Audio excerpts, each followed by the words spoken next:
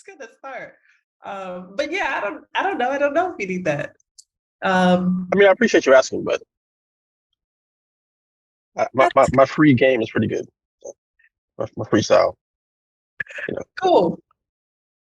All right. So on a scale from 1 to 10, how much do you hate it? How much do you hate the We Love New York City? Okay, Yes or so no?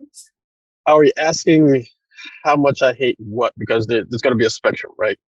The logo, sorry, and I'm prefacing with the sorry because there's some people that I know who seem to know people who worked on it that are trying to celebrate them. The logo I can't stand. I cannot stand the logo. I'm not even trying to blame the people who executed on it. I don't have all of the behind the scenes information, but looking at it, it just felt like do that. That's all we got time for. That's it. And I hate that attitude. I've been in those rooms before where I've been that person where it's like, but no, if we think about this, no, just get it done. Okay, whatever. Um, I've even seen alternative logos. There was one, I don't remember who this person was. So sorry for not remembering who the person was, but someone said just heart NY. If you're gonna move away from the I, just remove the I. Heart NY. That's it. I was just like, so simple. Because now you can add whatever you want in front of the thing that is highly recognizable. And this is not coming from a place of not liking change. Change is good. What we saw was not change. It felt like settling. Mm. So on a scale from 1 to 10, I'd have to give it about a 37.8.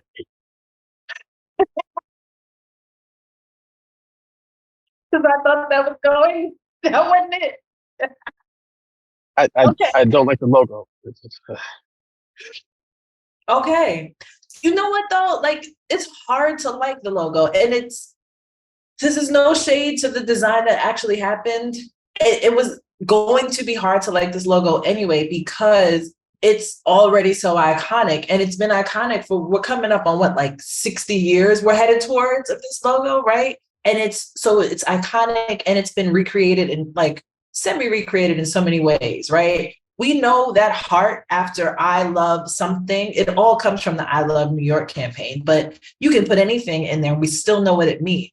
So much so that you can take the heart out and put like yeah. I cheeseburger or something else, and we just can figure out what it means, right? So these were like enormous shoes to fill. There was very little anybody could do to improve upon this thing that we have accepted. It's ubiquitous at this point. We love this logo, we accept this logo, and now you changed it in such a way that doesn't look like it was given not the kind of thought to match the logo, but the kind of thought that would match the feeling that we now have, that over the years this logo has generated and has built in us. We're comfortable with it and we respect it and we appreciate it. It's been tampered with in a way that doesn't improve upon the original logo.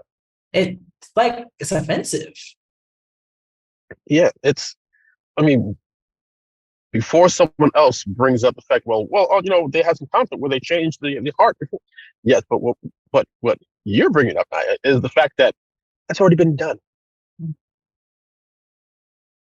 The impact of what this logo, the older logo, was and still is, it's almost setting you up for failure. And if you don't give the person the tools to put the work in to at least match that impact, it's rough. And then when you roll it out, where it's like, oh, here's the logo, which is this is another a whole other thing with how you roll out a brand, how you roll out a visual identity. You can't just kick the door in with this logo, because some of the story elements help it make more sense. Maybe not full sense, but more sense. Adding more context gives more room for the conversation around what this new thing is. We know that people don't initially like change unless they just do, right? And changing one of the most iconic things on this earth and all of the derivatives of it, you have to come out so strong just to combat what people the unknown, to combat the unknown from the loved, not even the comfortable, from the loved. And this was just not it. This was the Tiffany Air Force One all over again. This ain't it.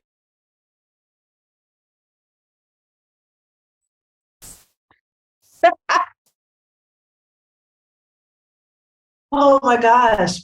So, I mean, okay, so we agree the logo is not it. It's not it. The campaign overall, and even the words, I think I'm annoyed and confused by them as much as I'm offended by the logo, right? I mean, the spirit of this campaign has yet to be seen in its full force. Like this, we love NYC. I don't know where it's going. I don't know what's going to happen. I don't know if there's anything that's going to happen that changes my mind on this, or raises my level of respect for this. I have no idea what's coming. But the first thing that bugs me is that it goes from I to we, and then New York to New York City, which for me is so loud, right? The history of the I Love New York campaign actually leverages New York State and people's affinity for New York State. And then it bled over into New York City, because New York City was screwed. New York City was, I don't even know if it was going to go bankrupt, but as far as tourism was concerned, people were like, this place is where you go to get mugged. They got Broadway, but like you might get shanked on your way to go to this place. That's likely for you. So maybe don't go there. Times Square was not a place you wanted to be, not because there were so many tourists, but because there were no tourists and there was just nefarious nonsense happening there, right? So nobody wanted to be in Times Square. You surely weren't going to get people who come from small towns, who come from other places where they feel safe, to go run around in Times Square to hopefully see a play that's going to let out at night when it's dark. Like nobody wants to do that. So in the beginning of this campaign, they were leveraging what was so great and beautiful about New York State. New York State is huge. New York State has a beautiful landscape, has all of this nature, and there was so much about it to love. And it started with people who were not from New York coming to these places and saying, I'm from such and such a state. I love New York. I'm from this place, but I love New York. And it was that even brought New York City into the conversation. Of course, we knew that this campaign was designed to raise the tourism across New York State and New York City, but it started with people's love for New York State. Now to take this campaign to have We Love NYC, rip off I Love New York, and add the C to it to say, no, we're just talking about New York City, the rest of New York, UI, but We Love NYC. It's like, damn, like we built all of this brand affinity around this, and you just gonna get rid of us. Like you had nothing without us, right? We had to start with New York State. And now, we talking about New York City, right? I can't understand why that was okay. Yeah, I mean, yes, it's disrespectful. I would still argue, as someone who is just slightly younger than the campaign, and if you can't tell by all the visual cues that I am a native New Yorker, New York City was absolutely on the verge of going bankrupt. This sweatshirt I'm wearing is not just for clout. This is where I'm from. And really, until maybe about 10 years ago, the idea of my borough was the idea of the Bronx from 1974 to 1978. So, yes, there were issues. And yes, it made sense to reposition what people thought then, and to this day still think of New York, by adding what else the state has. tourism was down, yes, still New York City. People were still coming. They weren't coming at the same rate uh, because of general fears, um, not necessarily being able to spend money at the same scale as well. So, yeah, a Broadway show was way more affordable. A dinner in New York City was way more affordable, but you still didn't do like you still didn't do it at the same rate as now. And it's not even so much the same rate as now. It's like, okay, we're 50 years along, and things are 3,000 times more expensive. So doing one thing now, doing one thing then generates so much more money just based off of the cost. But it's weird to have to or to feel the need to single out New York City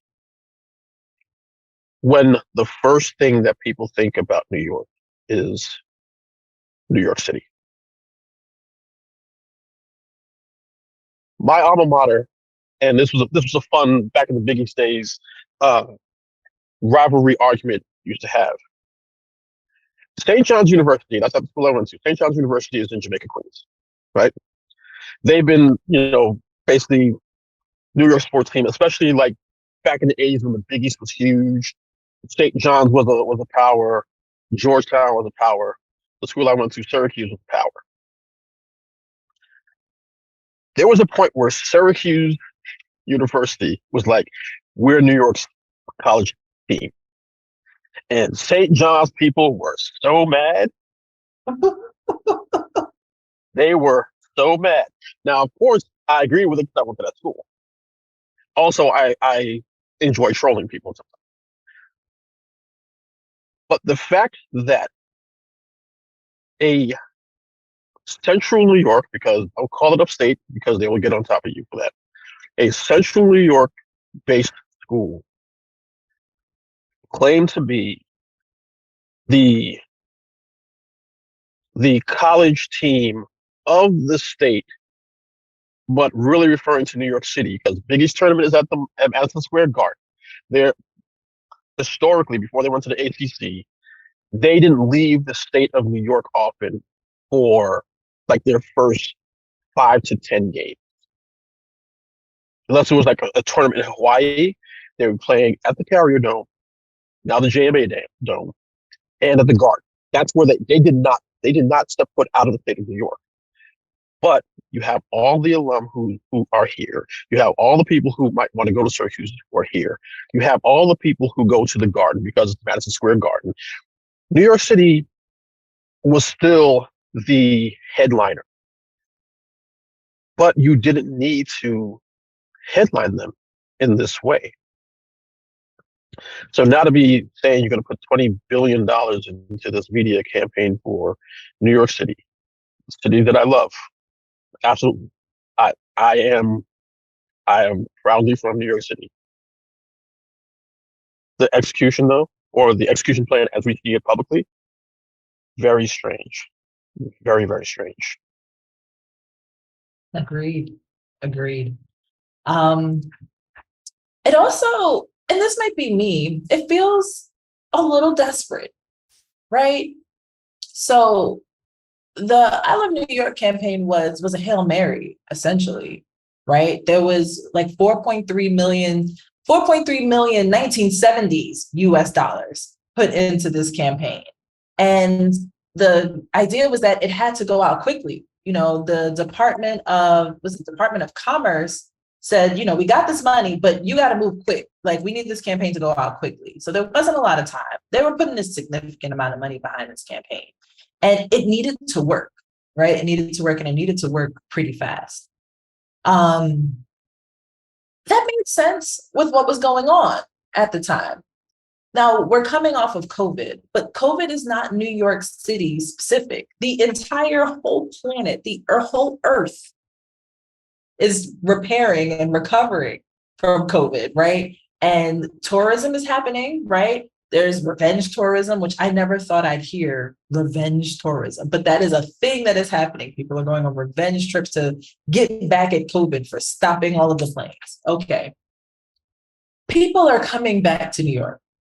And the sentiment for me of this is, we're open again. We outside again. We're still here, right? But this we love New York. If we're gonna go with the we already loved New York, and now we just love New York City, right? That's a little confusing. I also don't know who we is in this sense. Like, and this is why I say I don't know where the campaign's going to unfold to, because I don't know if this is going to be now, New York based sports teams and other New York specific groups that are now announcing we love New York City, right? I don't know if that's where the campaign is headed. But I was a personal declaration. I love New York. I own that. I can take pride in that. And I speak that. I wear the t-shirt. I am happily saying I love this. I don't know who he is. I don't know who I'm speaking for. And I don't know who or if they're speaking for me in this. I feel like if I feel this way, I should just be able to say which has been working since the 70s. I love New York. I mean, these t-shirts you can buy them everywhere, and people still do. They buy them and wear them around the world. I get on a few planes. I've seen I love New York shirts very far from New York, right? So it's not even just something that is specific to New Yorkers, but it's a group you can belong to. It's saying we without saying we, because you're happy enough and proud enough about it to say I.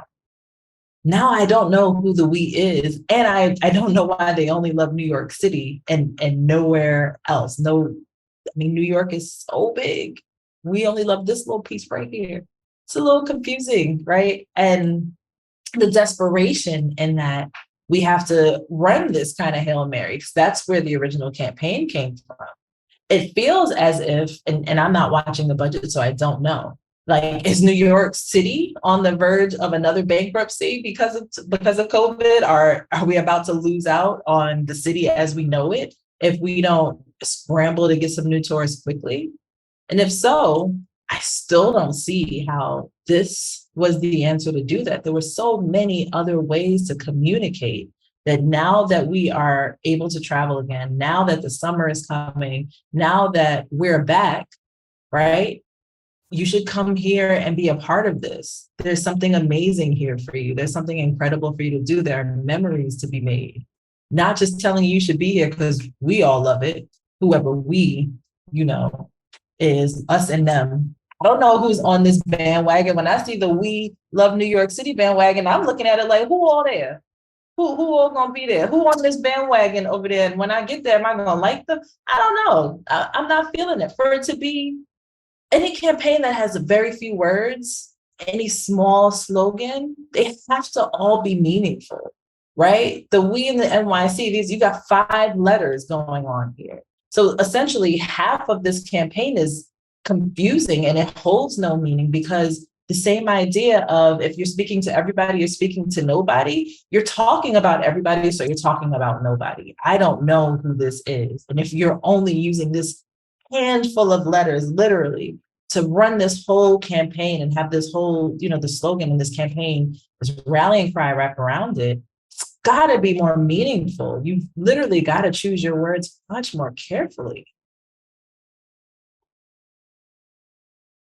To your point, as a city that's not known for potato salad, it is critical to be very clear who all going to be here. Part of this also feels like, for any old heads who come across this, a bad Loud Records rollout. Now, the reason I say bad is because Loud Records back in the 90s would have all the excitement in the world for whatever they were going to push out, and people would be ready. And the rollout would be so slow. As people are gathering the information, they get bored. Right? So you're already fighting one of the most impactful literal brands that has ever existed. You're trying to be, I'm going to give the benefit of the doubt here. You're trying to be collaborative. You're trying to be inclusive. But they didn't think about the collective I, which came out of the original. You don't have to say we if all of the eyes are on the same page. This was one of the few cases where global was the sum of local, literally. And once again, when you don't roll out the context first, now you're in a fight. This is something that we talk that you and I talk about all the time in terms of how to brand correctly. There needs to be context, there needs to be intentionality, there needs to be thought, because it makes everything easier. Brands that either have a hard time or fail often do so based on the lack of context, the assumption or maybe entitlement that you already know what I mean.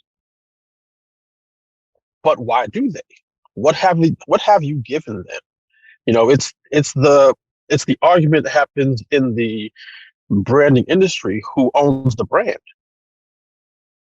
And I believe that part of the reason why saying the public does is more so because too many companies don't put enough into what their brand is, so that the public is forced to decide what it is.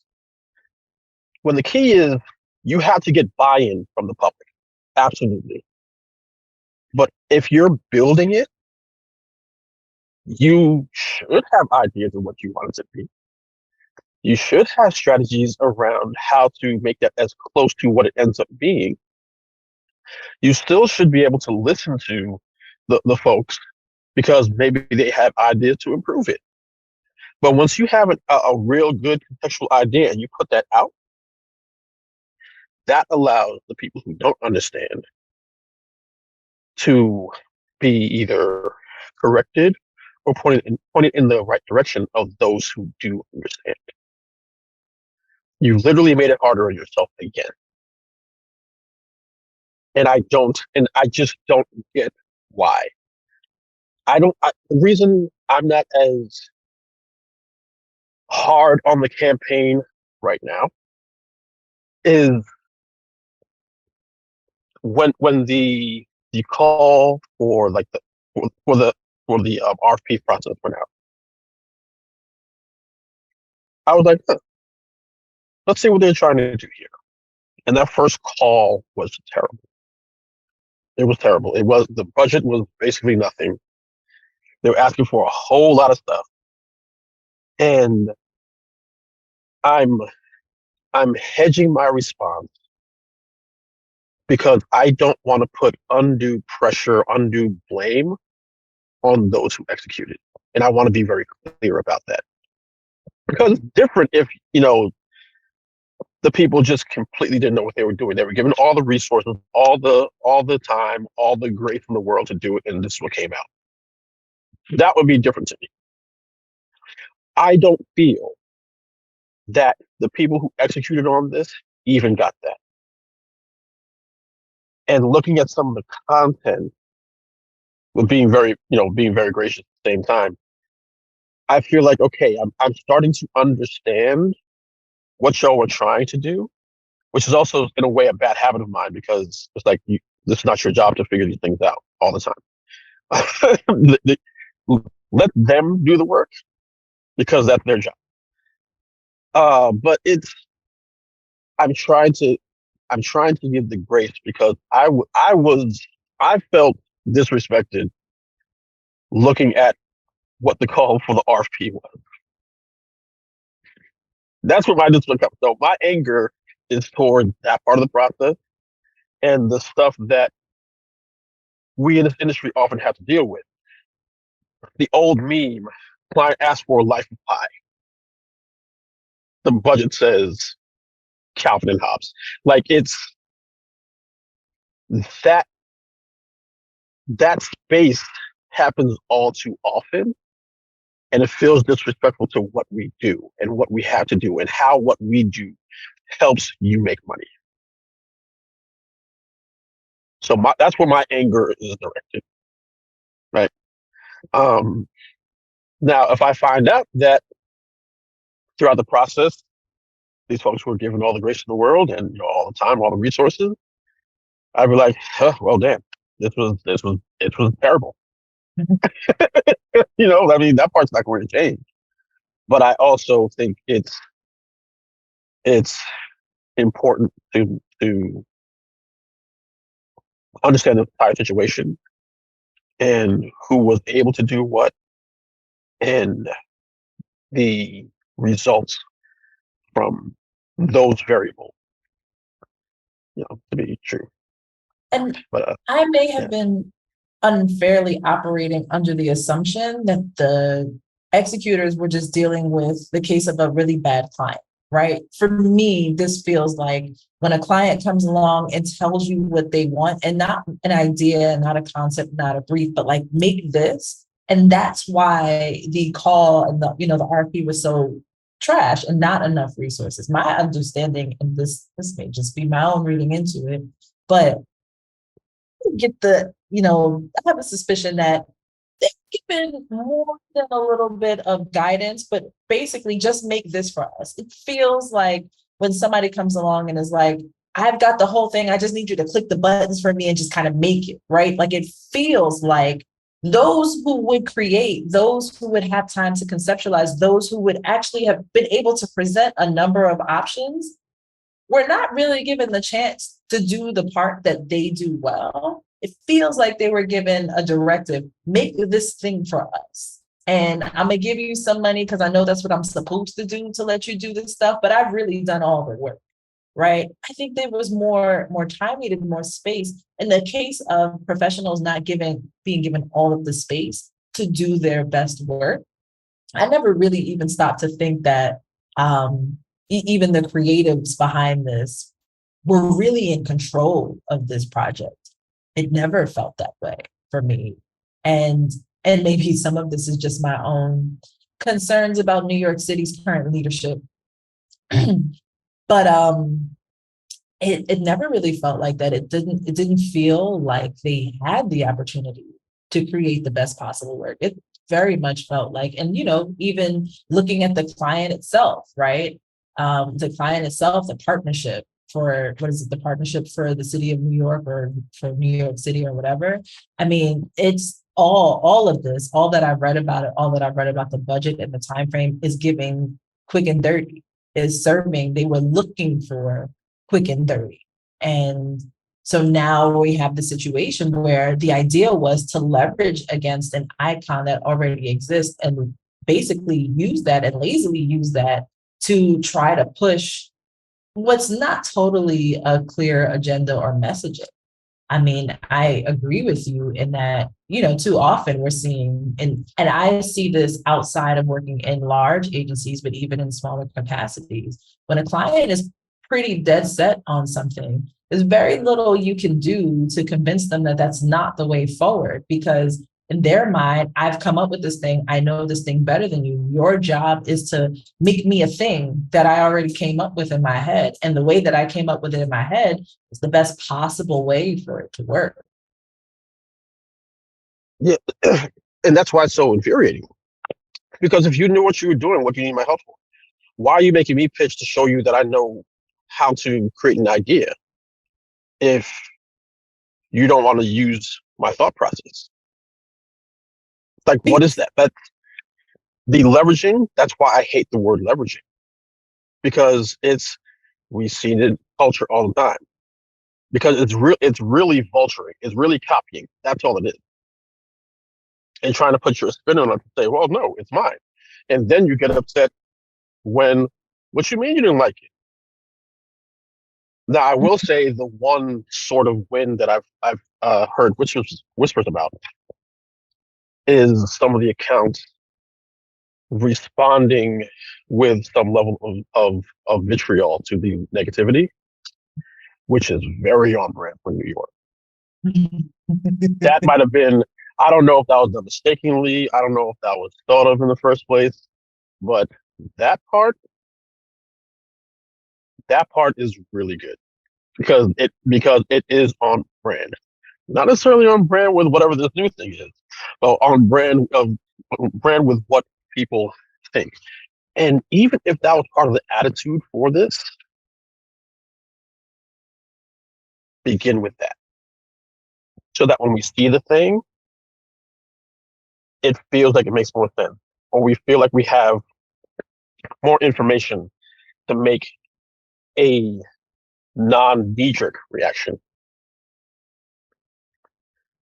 Because reaction, that's going to happen. That's how human beings work. So you had to know that was, well, you should know that that was going to happen. And you should have enough sense to say, okay, we're taking one of the most understood things, the most beloved things that exist, and we're changing it. You have to respect that part by itself. But if I also don't think that the creatives were allowed to be creative with the visual identity, at least. Maybe with some of the other stuff, but with the We Heart thing and the now offset from the beautiful symmetry of the old version. You know, it's now you're able to pick things because you're going to pick the visual things that one are different, but you don't like the difference right off the bat, and then it's going to hit the emotion. Like, so why'd you change this part? Why'd you do that? Why'd you change the font? Why did we change that from I to we? I don't like how it's offset. Like, it's you're giving people things to pick at without giving any level of reason as to why they shouldn't be picking at. All it does is raise questions. It doesn't answer anything. It doesn't answer the question we hadn't asked in the first place, right? It just gives us reasons to criticize and question it because it is based on something that exists. And now we don't have any idea why this happened. What wasn't working about I Love New York? And I think it was more just we need a refresh. I think I don't think that that alone is enough of a reason. I think that there's conflict that can be added to that, which I can understand, because you don't want things to just completely die either. So like I said earlier, change is good. It's often not welcomed at the time, but ultimately, it's good. How you execute upon it is what decides how good it is or not. Is this the rebrand of the Gap logo? Is this the rebrand of the Tropicana logo? Is it these ones that just came out of nowhere? It's like, what the hell? What is this? And why is it? And sorry, you just tried to look. Change back. Like, is it going to end up being that? I doubt it because once again they put $20 billion into the media, but so it's going to be pushed through. Even though that's said, it's not even about it not being successful or not being able to be successful. It's a question of why are you why are you creating an opportunity for this much work in the front end when you didn't have to? Right. Because it's much harder to change people's minds about something they already know, believe, like, dislike, love, whatever, than it is to create a brand new impression. And I think people don't recognize that creating a first impression is actually easy. Whether or not it's going to be a good first impression is a whole other thing, but creating a first impression when you have people's attention is actually easy to do. And if you are clear about what you want people to believe up front, it's easy to create a good first impression. The challenge is when you're walking into a scenario where you don't know the people whom you're trying to create an impression on. Then you struggle because you don't know what they need to hear. You don't know what language you need to use to make an impact with them. You don't know what matters to them. That's where it becomes difficult. But if you know who you're talking to, you know what they need to know, you know who you are, right? You know what things you need to say to bridge the gap between them having no idea who you are and actually believing that you are a solution to a problem they have, somebody that needs to be in their lives, whatever. Creating good first impression is much easier than changing somebody's previously existing impression. And what's happening is not only are you trying to change this impression, but you're not necessarily improving upon it. And you've created a little bit of an exclusion in your efforts to try to create this sort of unifying, rallying call. it's not really working like that, because additionally, you've also narrowed it down from this huge state to this one city. And you haven't been specific about the who the we is. And in that same way, like I agree, it's created so much confusion, so much lack of understanding, right? And when I ask, what was wrong with I Love New York, it's not to say that we didn't need to do any revitalizing or bring it back to life right now or even use it. But this doesn't answer the question of what was wrong with it, if anything was wrong with it at all. This just kind of leans on it in a way that doesn't really make sense and doesn't do the job that the original logo and campaign did for New York in the first place. That's what makes it, as a professional in this space, that's what makes it heartbreaking. And then just as a born New Yorker, it's like, oh, this is offensive and cringy because you just left out the whole rest of the state and you didn't need to do that. New York City knows it gets more attention than New York State. We already know that. Didn't need to make it louder and actively exclude the rest of the state from this revitalization campaign. Just didn't need to. Yeah. I mean, one of the lessons, or a couple of lessons that can be learned from this, my favorite one is, we have once again learned and been shown that a visual identity is not the brand. It's not the same thing. It's part of it, yes, but it's not the same thing. Oh, let the Because church say amen. Because if it is the same thing, then brands are in trouble. They are in trouble. And then the other part is clarity wins, because it's not even only about making a good first impression, which I get the feeling behind, and how others would feel they need a good first impression. It's also about making a real one, because if it's good and not real, it's not going to last. So if you're clear, a decision can be made. And you're always going to have people who like it and people who don't. And if you put all the thought into it, all the intentionality, you're talking to the people who will like it. And the people who don't, y'all can say, oh, over there, this isn't for you. And that's okay. That's actually the point. This is the manifestation of, like you said before, trying to sell everybody. You can't. It's impossible. You cannot sell to everybody. We as everybody, we're all going to be there. I is a group. It's what allowed the heart to change, because the clarity of I. Without it, the we is weaker. It's just weaker right off the bat. And then it's confusing as everything else, once again, I don't think it's going to be a failure. I think this will top out at good enough, which drives me personally crazy, because we're supposed to be trying to do things that are great. We may not reach it all the time, but I think we should attempt for it all the time. I don't feel like this was an attempt at greatness. I feel like this was, hey, vendor, build this thing. Instead of, hey, partner, how can we build this thing?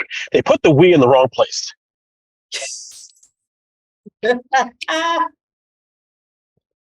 It's a misplaced we.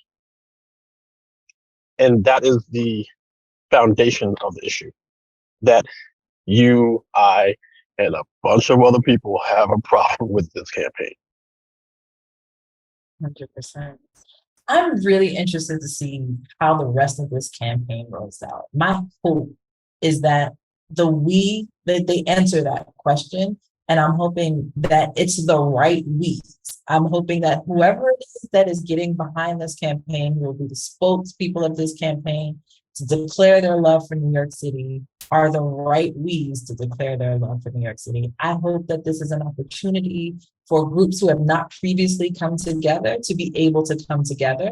And I hope that's displayed in this campaign. I would love to see this be a heartwarming campaign around the we and learning who the we's are that love this city and are, able to make New York City look like a place you want to be a part of, not just come and visit, not just come and see for a minute, but actually be a part of that we by seeing these other we's you wouldn't expect to say we, to love the same things, to enjoy the same things, bring that joy and that pride and share that. I would love to see this really do a good job of actually unifying and not just being a hollow unifier, hoping that people decide to associate themselves with this campaign and this notion, but that as a part of this campaign, there's actually work done to create that unity in a city, in a country, and a state at a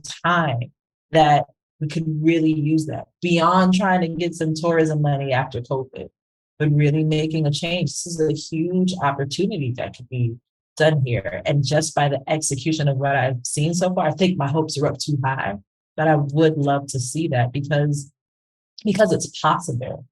Because for it to build on the previous campaign, for it to build on the messaging and the sentiment of what's already happened, it has to be that good. It has to be that impactful for it to be better, for it to be useful, for it to not be a ripoff of something that we've already grown to know, love, and accept and adopt in, other parts of the world or other communities that we're a part of.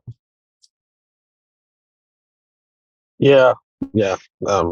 Yeah, I'm trying to not start up a group of I Heart New York purists. But what you said was perfect. There's room for this to become what it feels like maybe the intention was. I can right now give enough room for saying, okay, I see what you were trying to do. I understand what your intent was. Once again, it's the difference between intent and active intention. There's a spectrum there, right? And because the intention doesn't seem to really be active, the impact is not the one that they want. And I don't care who tries to flip it to, oh, well, actually, it's the kind of reaction we wanted, so that we can go ahead and do this. No, it's not, because that's not smart. I don't care what it says. It's not smart. So if their plan was to tell a better story through the content itself, go ahead, do that. Make it all make sense, please. Because otherwise, it's a waste of money. And that's just ain't good business. Yeah. Yeah, I'm here for that.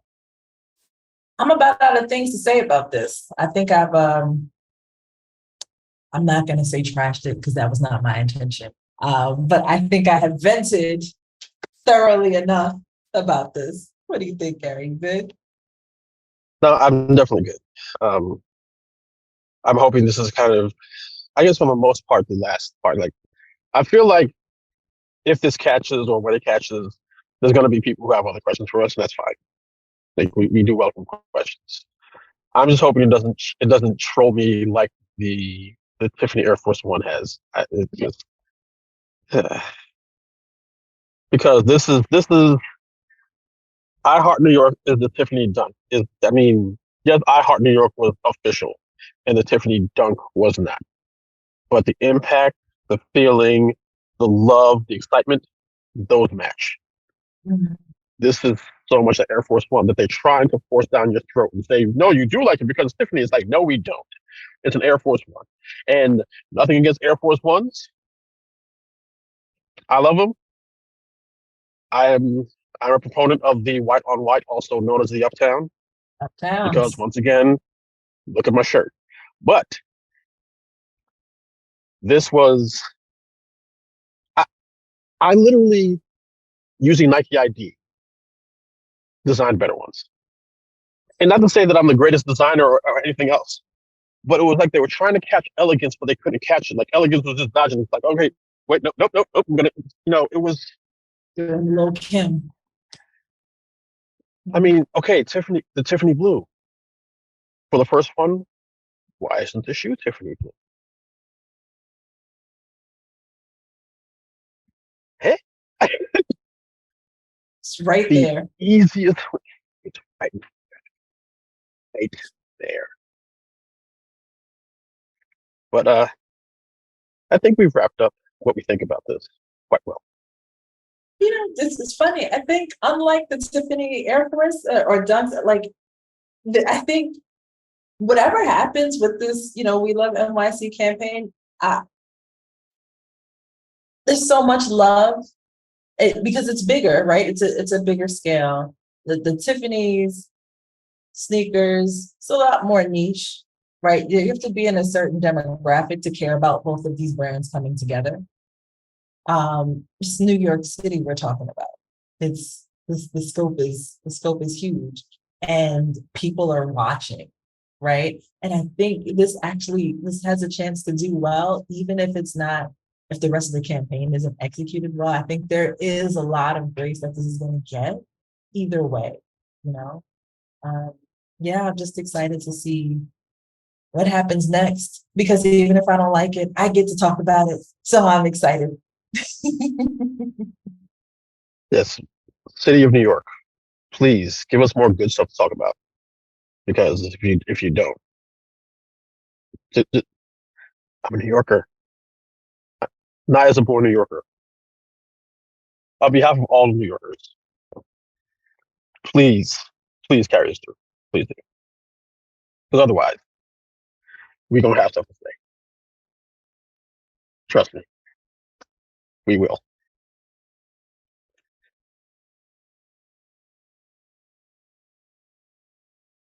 All right, I'm down to stop recording. Cool.